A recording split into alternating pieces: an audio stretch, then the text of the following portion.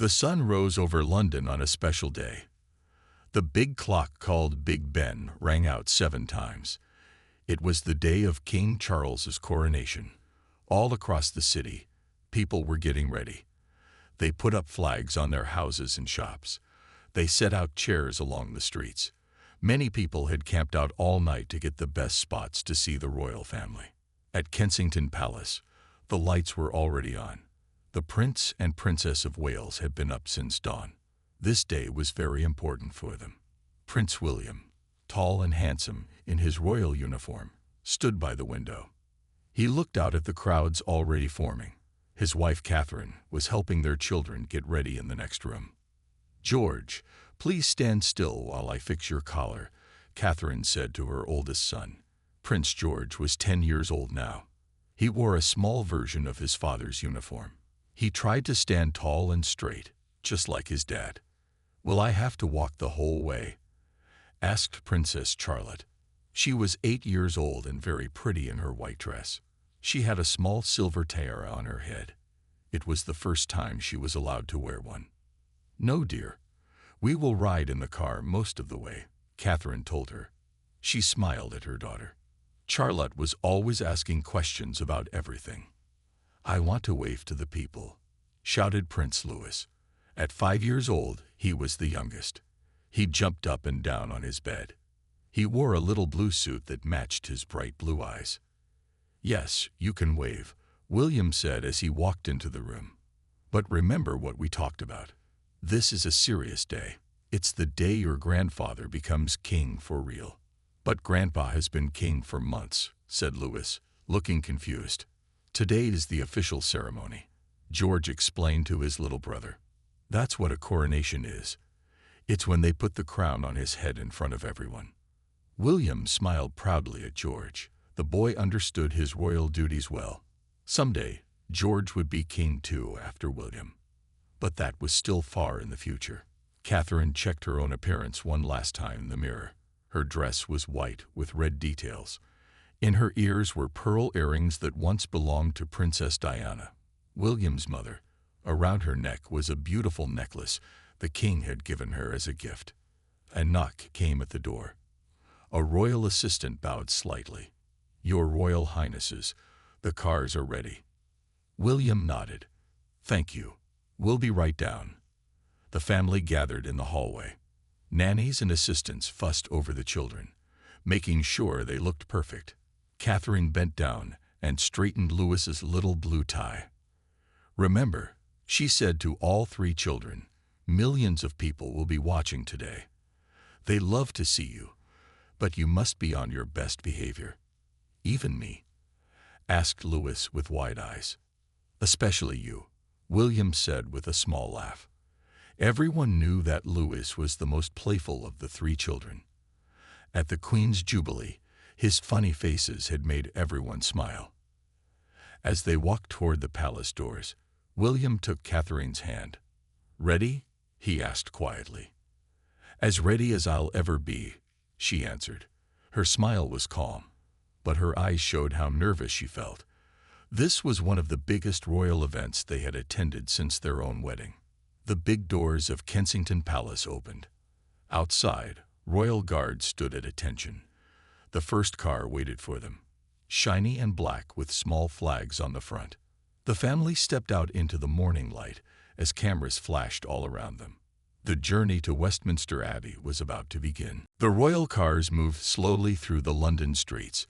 Inside the first car, Prince William sat with Prince George. In the second car, Catherine rode with Charlotte and Louis. Both cars had special glass windows so people could see the royal family inside. "Look at all the people," Louis said.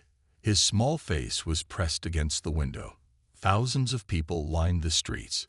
They waved flags and cheered as the royal cars passed by. "Wave to them, Louis," Catherine said with a smile.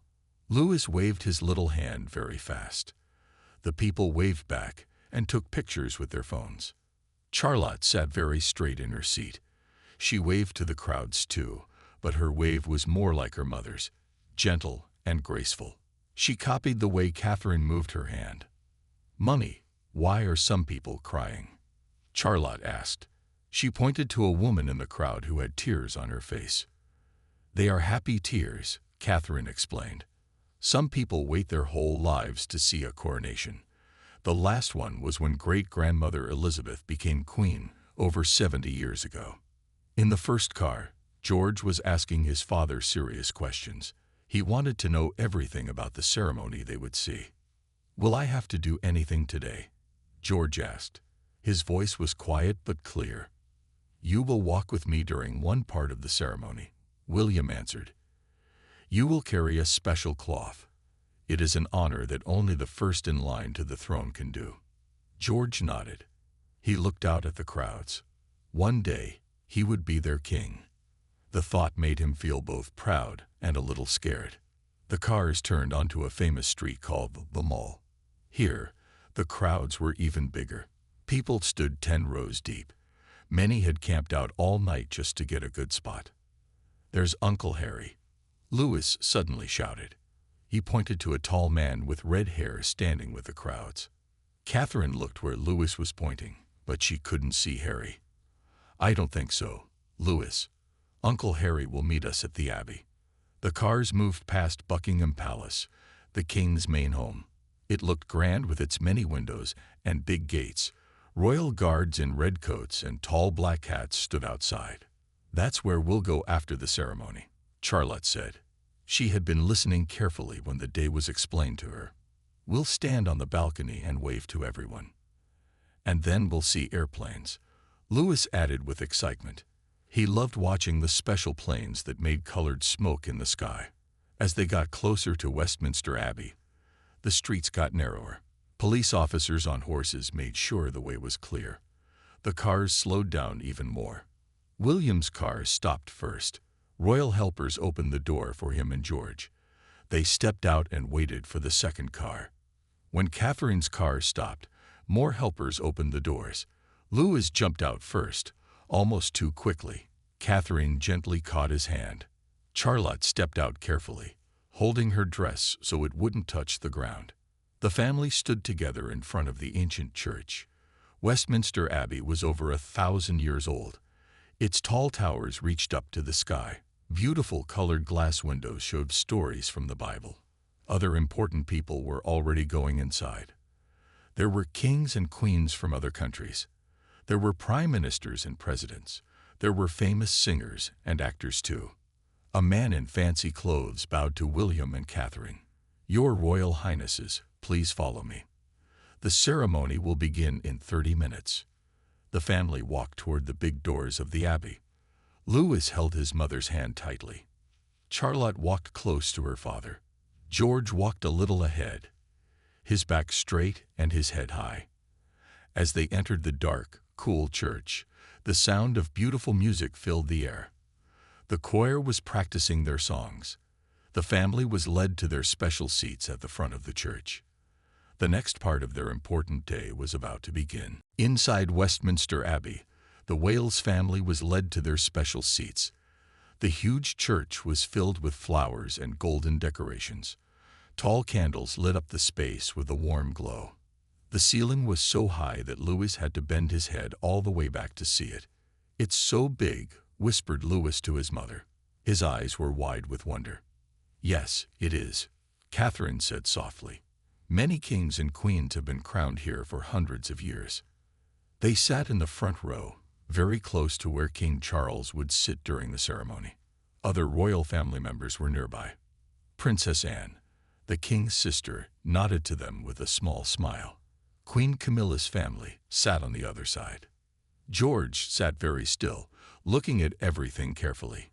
He watched the important people coming in and finding their seats.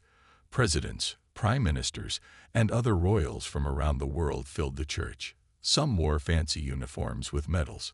Others wore beautiful dresses and big hats. "There's Uncle Harry," Charlotte said quietly, pointing to a tall man with red hair walking to his seat.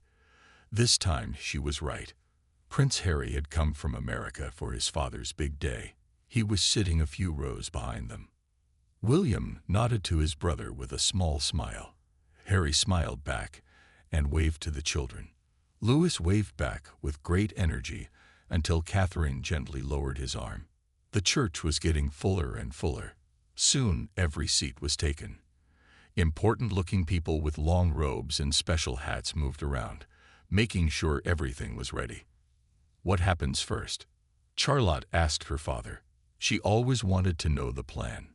First, the Archbishop will come in, William explained in a low voice. Then Grandpa will arrive. The ceremony has many parts. Some of them are very old traditions. Will it take a long time?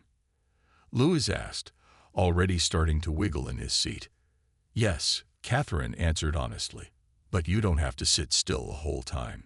You can whisper to me if you need something. Suddenly, a loud trumpet sound filled the air. Everyone became quiet. The ceremony was about to begin. The huge doors at the end of the church opened wide. Men in red and gold uniforms marched in, carrying long poles with flags. It's starting, George whispered, sitting up even straighter. A group of boys and men in white robes walked slowly down the middle of the church. They were the choir, and they sang beautiful music that echoed off the stone walls. After them came men in fancy robes carrying golden sticks. These were important church leaders. Then the Archbishop of Canterbury entered. He wore a special tall hat and carried a big golden cross. He walked slowly and carefully. In his hands was a thick old book, the Bible that would be used in the ceremony. Everyone stood up as the music got louder. This was the sign that King Charles was coming. The Wales family rose to their feet. William helped Louis stand on his chair so he could see better. The king walked into the abbey wearing a long red robe with white fur. It was so long that 4 helpers had to carry it behind him. On his head was a simple gold crown, not the main crown yet. That would come later. As King Charles walked past his family, he gave them a quick smile. Charlotte waved her fingers very slightly. George bowed his head respectfully, just as he had practiced. Louis, excited to see his grandfather in such fancy clothes, clapped his hands until Catherine gently stopped him. The king reached the special chair at the front of the church. It was very old and had a stone under the seat. This stone was called the Stone of Scone, and it had been used in coronations for hundreds of years.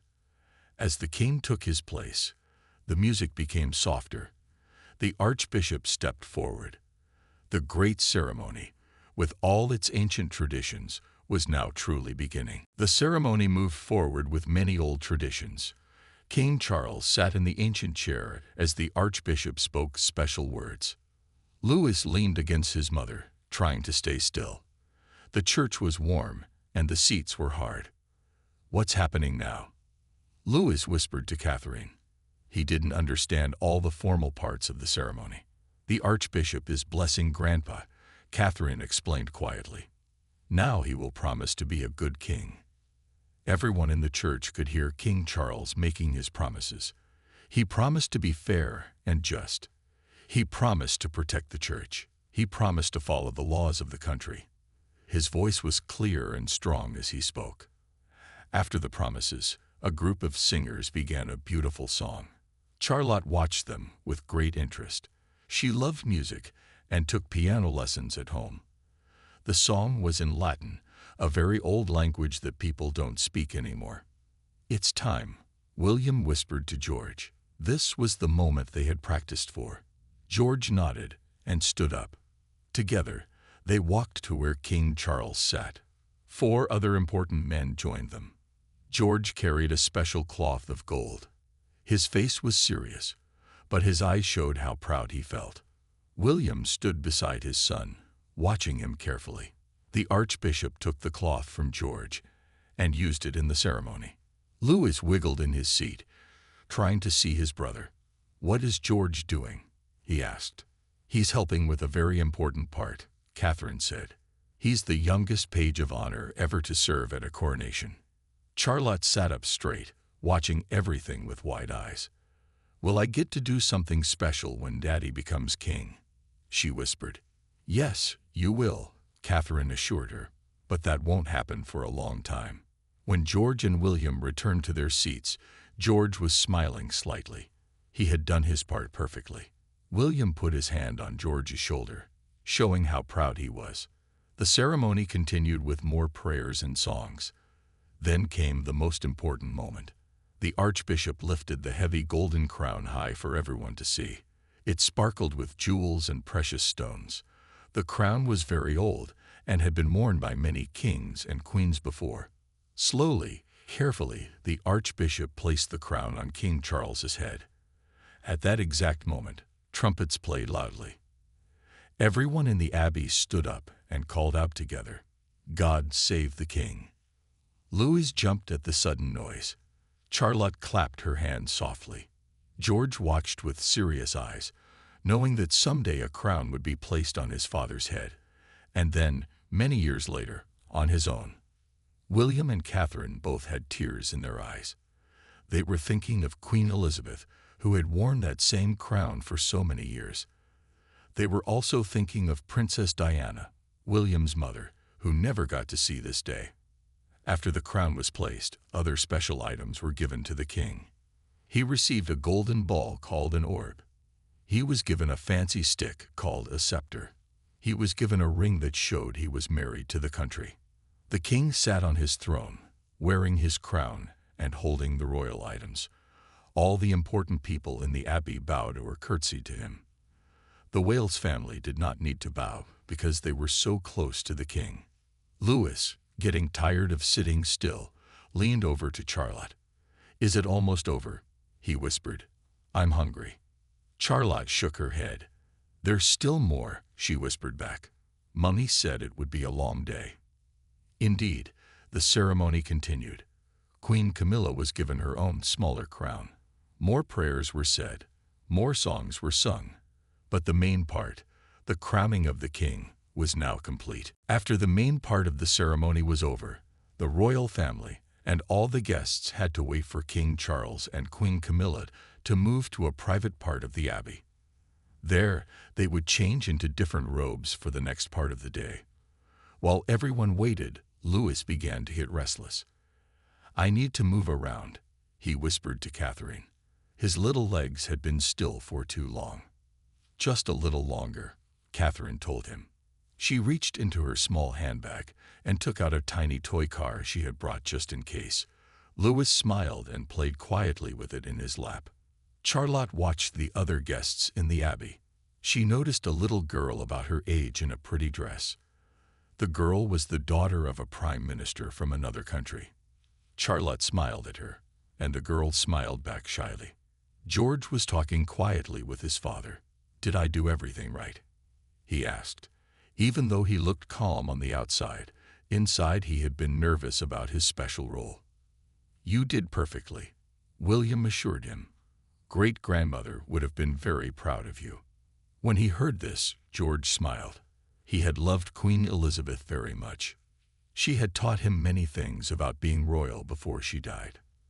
After some time, music began to play again.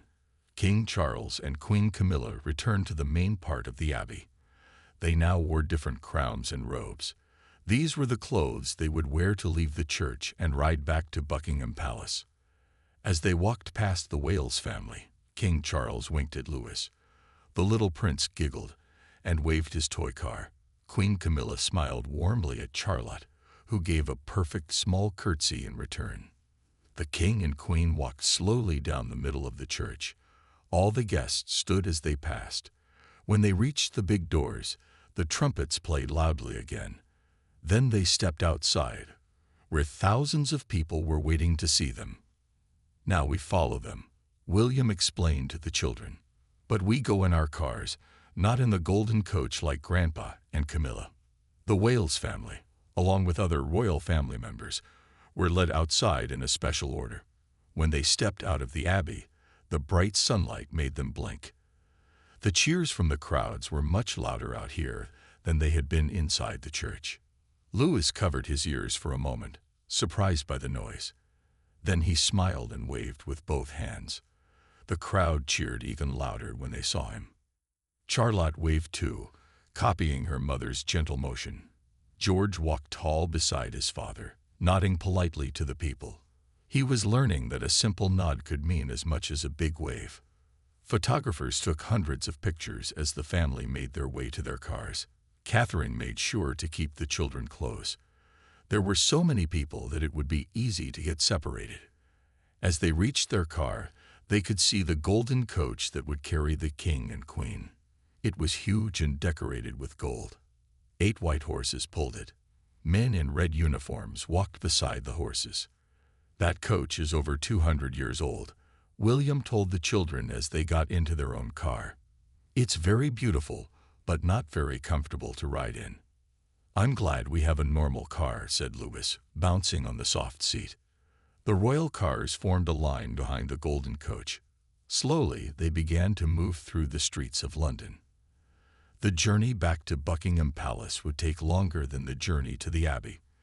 This was because they would follow a special route so more people could see the new king and queen. As their car moved forward, Catherine helped the children wave through the windows. "Remember to save some energy," she told them with a smile. "We still have the balcony appearance and the lunch after that." The ride back to Buckingham Palace was slow. The streets were packed with people who wanted to see the royal family. Louis pressed his face against the window, leaving small fingerprints on the glass. He waved until his little arm got tired. "Look at that lady with the funny hat." Louis pointed to a woman wearing a hat shaped like the British flag. "It's not polite to point," Charlotte reminded him. She was always careful about the rules. Catherine smiled at her daughter. Charlotte was becoming more aware of royal behavior every day. Sometimes she even reminded her brothers of the rules they needed to follow. The car turned onto the Mall, the wide road that led straight to Buckingham Palace.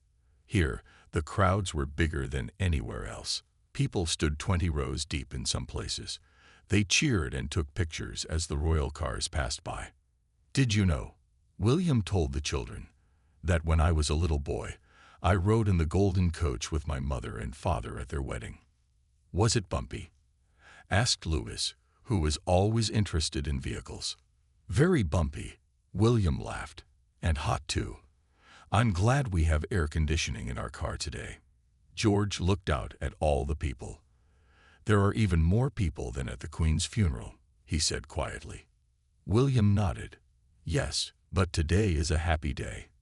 People are celebrating."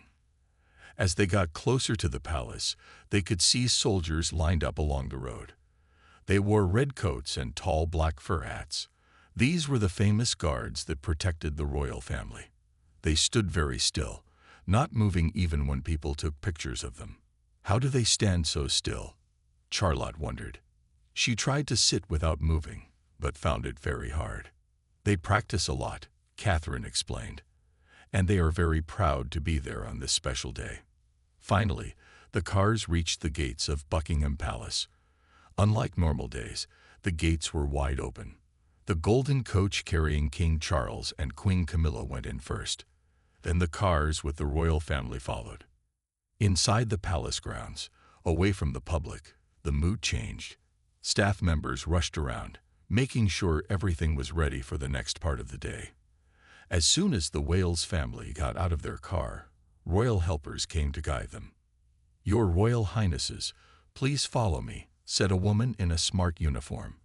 "We have a room ready where you can rest for a few minutes before the balcony appearance." They were led through grand hallways with red carpets and golden decorations. Paintings of past kings and queens hung on the walls. Louis tried to count them, but gave up after 20. The family was shown into a beautiful room with comfortable chairs. A table was set with drinks and small sandwiches. Louis ran straight to the food. "Careful," Catherine said, but she smiled. She knew the children must be hungry after the long ceremony. Charlotte sat on a fancy chair and smoothed her dress. "How long until we go on the balcony?" she asked. "About 30 minutes," William answered, checking his watch. "The king and queen need to get ready too." George walked to the window and looked out. From here, he could see part of the palace gardens. Staff members were rushing around, making final preparations. "Will Uncle Harry be on the balcony with us?" George asked. William and Catherine exchanged a quick look. "No," William said after a moment. "Just us, Grandpa, Camilla, and a few others. The children ate their sandwiches and drank some water. Catherine helped Charlotte fix her hair, which had gotten slightly messy during the car ride. William straightened George's uniform. Louis, who had gotten a spot on his jacket, had to have it cleaned by a helper with a special cloth. As they waited, they could hear the crowd outside. Thousands of people had moved from the parade route to the front of the palace. They were all waiting to see the royal family on the famous balcony. "It's almost time," said a royal staff member, appearing at the door. "Please follow me." The family followed the staff member through more grand hallways. They walked up a wide staircase with red carpet. Pictures of past kings and queens watched them from the walls. Louis tried to walk very straight and proper, copying his big brother. They were led into a large room. This room had tall windows that opened onto the famous balcony. From inside, they could hear the huge crowd waiting outside. The sound was like waves at the beach. King Charles and Queen Camilla were already there. The king had changed his heavy crown for a lighter one. He smiled when he saw his grandchildren. "There you are," he said warmly. "You all did so well today." The children gave small bows and curtsies to their grandfather, just as they had been taught. Even Louis remembered to bow, though his was more of a quick nod. "Are you ready to wave to the people?" the king asked them. "I've been practicing," Louis said, showing his wave with great energy. Everyone laughed. Queen Camilla bent down to speak to Charlotte. "Your dress is beautiful," she told the young princess.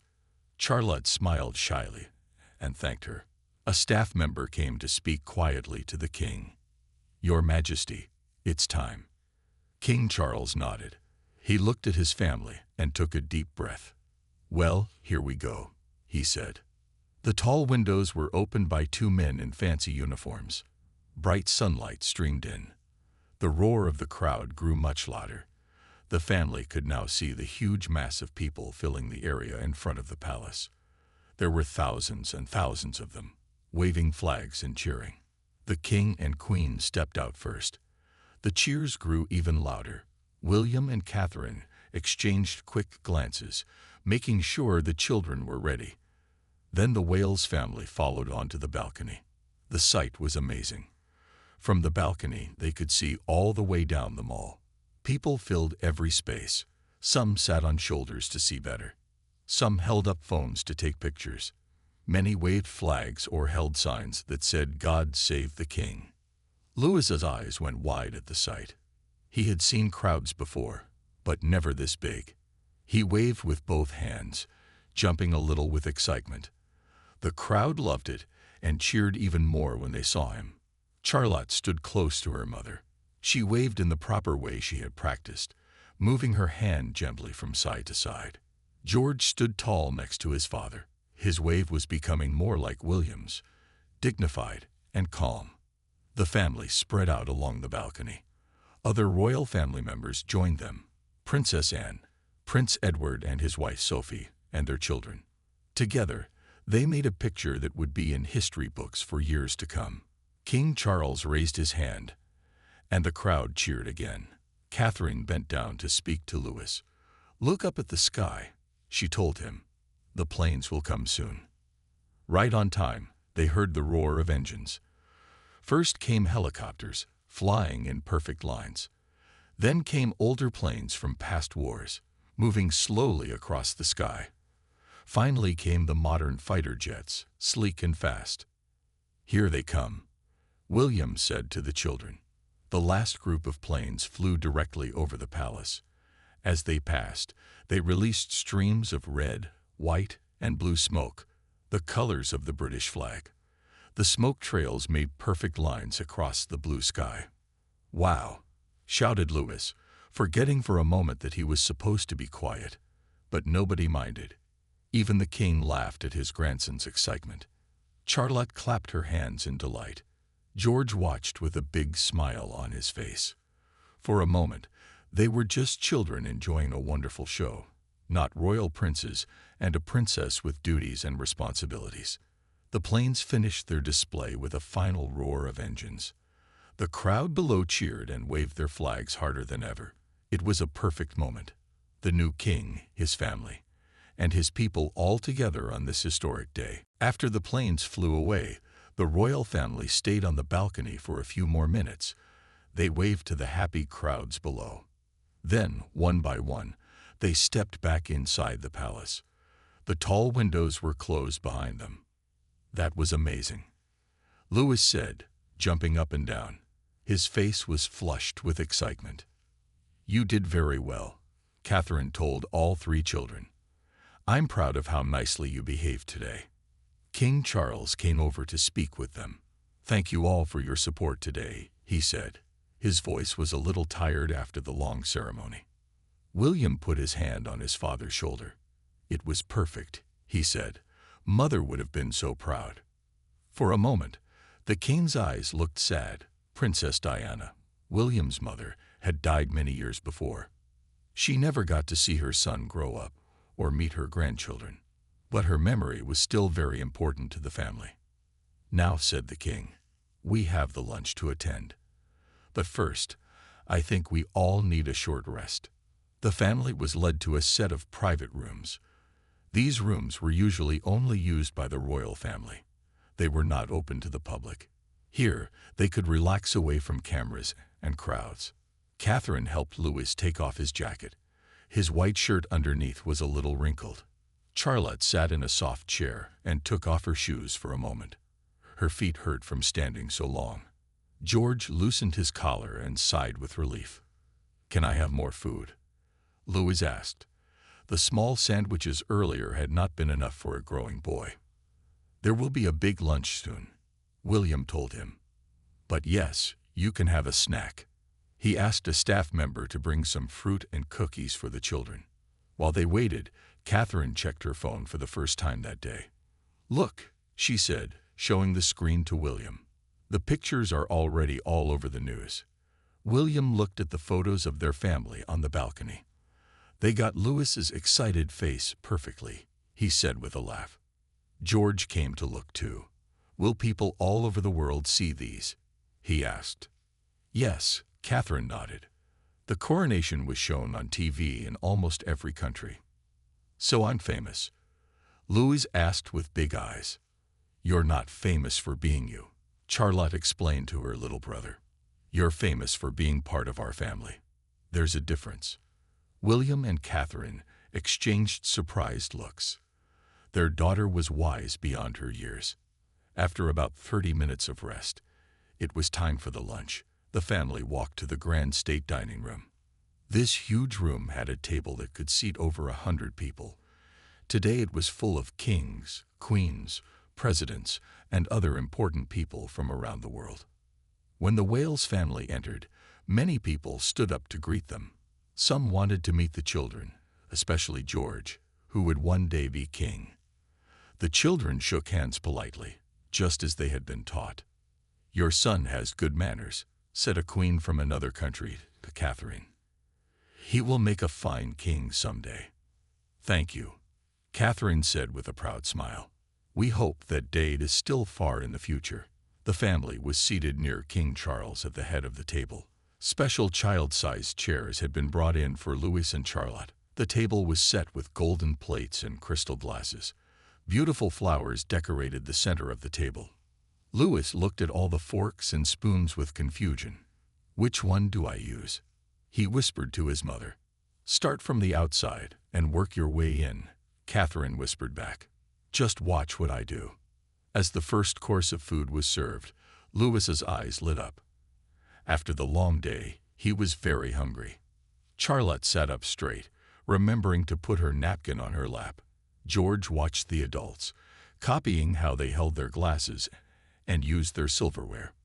For the next 2 hours, they would enjoy a special meal to celebrate this historic day. But for the Wales children, the best part of the day had already happened. Seeing the planes fly over and hearing the cheers of the thousands of people below the balcony. The lunch lasted for 2 hours. By the end, Louis was getting very tired. He leaned against Catherine's arm, his eyes half closed. Charlotte was still sitting up straight, but she yawned behind her hand. Even George, who was trying hard to act grown-up, looked tired. "I think it's time we took the children home," William said quietly to Catherine. She nodded in agreement. They waited for a good moment. Then William went to speak to King Charles. The king looked at his tired grandchildren and smiled with understanding. He gave each child a gentle pat on the shoulder. "You have all been wonderful today," the king told them. "Now go home and rest. You've earned it." The family said their goodbyes to the other guests. Many people wanted to shake their hands or have a few words. Catherine kept Louis close, knowing he was too tired for more talking. Finally, they were able to leave the dining room. Their car was waiting at a private side door of the palace. This time, there were no crowds watching and no cameras taking pictures. The family could relax as they got into the car. "Can I take off my shoes?" Louis asked as soon as the car door closed. "Yes, you may," Catherine said with a smile. Louis quickly pulled off his shiny black shoes and wiggled his toes with relief. As the car drove through the back gates of the palace, Charlotte looked out the window. The streets were still filled with people celebrating. Some were having picnics in the parks. Others were dancing to music. British flags hung from buildings and were waved by happy people. "Everyone is having a good time," Charlotte said. "It's not every day we have a coronation," William explained. "The last one was over 70 years ago. Most people have never seen one before. And I got to be part of it," George said quietly, but with pride in his voice. The car took them back to Kensington Palace, their London home. As they arrived, their nanny was waiting at the door to greet them. She smiled when she saw how tired the children looked. "Bath time and then bed, I think," the nanny said. "But it's still daytime," Louis protested weakly, even though his eyes were drooping. "You've had a very big day," Catherine told him. "A rest will do you good." Inside their apartment, the children changed out of their formal clothes. Louis was happy to put on his comfortable pajamas with rocket ships on them. Charlotte carefully hung up her special dress so it wouldn't get wrinkled. George placed his uniform on a chair, just like his father did with his. After quick baths, the children were given some milk and cookies. They sat together in the family room, talking about their favorite parts of the day. "I like the planes the best," Louis said between bites of cookie. "I like the music in the church," Charlotte said. "It was so beautiful." "I like doing my special job with the cloth," George said, "and seeing Grandpa get the crown." William and Catherine listened to their children with happy hearts. It had been a long and tiring day, but also a very special one. Their children had been part of history today. Later, as Catherine tucked Louis into bed, he asked her a question. "Mummy, when George is king someday, will I have to wear uncomfortable clothes and sit still in church again?" Catherine laughed softly. "Yes, probably, but that's a long time away. And you'll be much bigger then." "I'll be good at it by then," Louis said with a yawn. He was asleep almost before Catherine kissed his forehead. In their rooms, Charlotte and George were also falling asleep quickly. The excitement of the day had worn them out completely. William and Catherine checked on each sleeping child before going to their own room. The coronation had been perfect, and their children had done wonderfully. In years to come, people would remember how the young princes and princess had been part of this historic day. And someday, when William became king, they would do it all again. But for now, after this long and special day, the Prince and Princess of Wales and their children slept peacefully, dreaming perhaps of crowns and coaches, music and cheering crowds, and planes painting the sky with the colors of the British flag.